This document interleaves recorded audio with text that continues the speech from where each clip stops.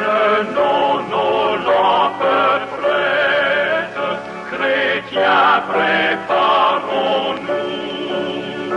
pour l'heure où les trompettes annonceront les fous. Amis de la communauté d'études quotidiennes de la Bible, bonjour, bonsoir. C'est avec un immense plaisir que nous vous retrouvons, comme d'habitude, dans le cadre de notre rendez-vous quotidien d'études de la parole de Dieu. Nous vous souhaitons donc la plus cordiale des bienvenues à l'étude de ce jour. Je vous rappelle que nous étudions la leçon 10 intitulée Les derniers jours. Le verset est à mémoriser surtout dans Marc 13, versets 26 et 27 et nous dit ce qui suit. Alors, on verra le Fils de l'homme venant sur les nuées avec une grande puissance et avec gloire. Alors, il enverra les anges et il rassemblera les élus des 4 vents de l'extrémité de la terre jusqu'à l'extrémité du ciel. Marc 13, versets 26 et 27. Prions. Notre Seigneur et notre Dieu, lorsque nous allons ouvrir ta parole, nous te demandons de nous accompagner avec la puissance de ton Saint-Esprit, afin que nous puissions comprendre cette parole, mais également la pratiquer dans notre vie. Au nom de Jésus. Amen. Le sous-titre que nous allons aborder aujourd'hui, c'est l'abomination de la désolation. Et le texte de base se trouve dans Marc 13, versets 14 à 18.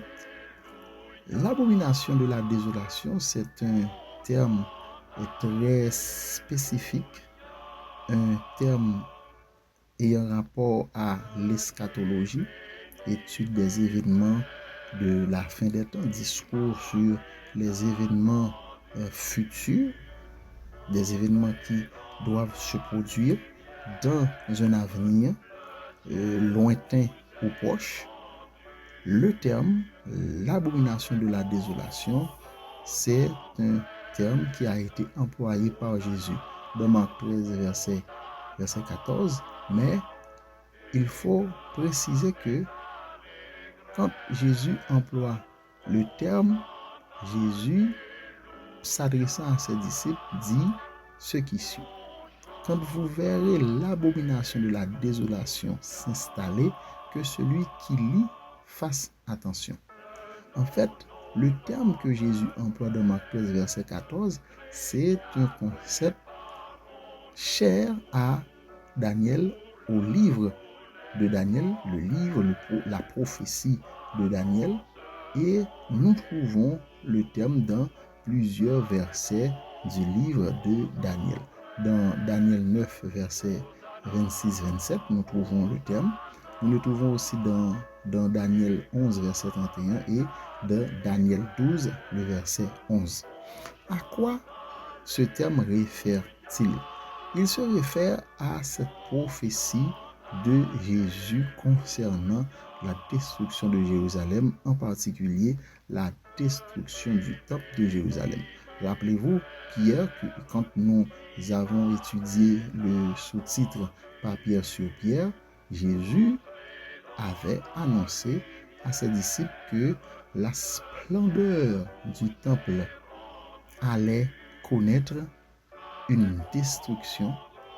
Cette splendeur sera effacée parce que Jérusalem sera envahie et détruite par une armée étrangère. Et quand Jésus a prophétisé concernant Jérusalem, il l'a fait pour mettre en garde ses disciples, et cette prophétie ne concernait, comme vous le comprendrez, ne concernait pas ses contemporains, mais c'était des événements qui devaient se produire 40 ans après sa mort. Mais Jésus a pris le soin pour annoncer l'abomination de la désolation pour permettre à certains ou ceux qui étaient attentifs, ceux qui faisaient attention, comme Jésus l'a dit, que celui qui lit fasse attention, ceux qui faisaient attention allaient comprendre que lorsque l'abomination de la désolation s'installe, ça allait marquer, ce serait le signe que l'événement annoncé par Jésus allait se produire. À présent, disons, quelle est l'interprétation du terme l'abomination de la désolation? L'Église adventiste a adopté la méthode historiciste de l'interprétation des prophéties. C'est l'histoire qui nous permet d'interpréter les événements prophétiques. Et en fait, les historiens ont fait remarquer que en l'an 60, l'armée du général Titus, l'armée romaine ayant à sa tête le général Titus, avait placé leur étendard dans la ville de Jérusalem. C'est ce que représente l'abomination de la désolation. Donc, placer ces étendards dans la ville, c'était un signe que la ville était assiégée. Et les chrétiens de l'époque qui lisaient avec attention ont compris que dès lors que cet événement s'est produit, l'installation des étendards de l'armée romaine dans la ville de Jérusalem, cela signifiait que la destruction de Jérusalem et du temple était proche. Et l'esprit de prophétie nous révèle que les chrétiens de l'époque ont pu fuir la ville de Jérusalem pour sauver leur vie, pour sauver leur peau. Qu'est-ce que nous devons retenir à ce stade de notre étude?